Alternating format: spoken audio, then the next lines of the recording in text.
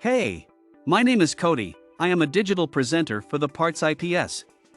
Today, I am going to talk about Whirlpool SHELF-WIRE, part #W10860909.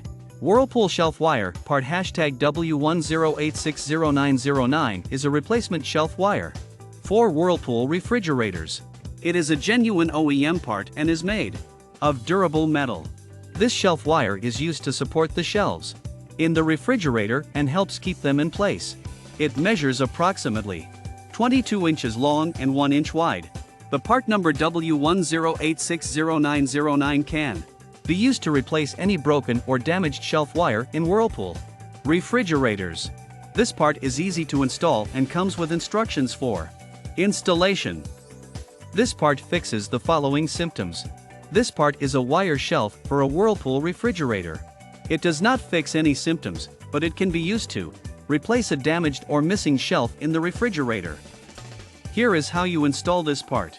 1. Start by gathering the necessary tools and materials for the installation.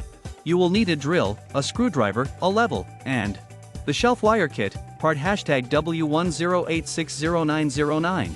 2. Determine where you want to install the shelf wire. Mark the location with a pencil or marker.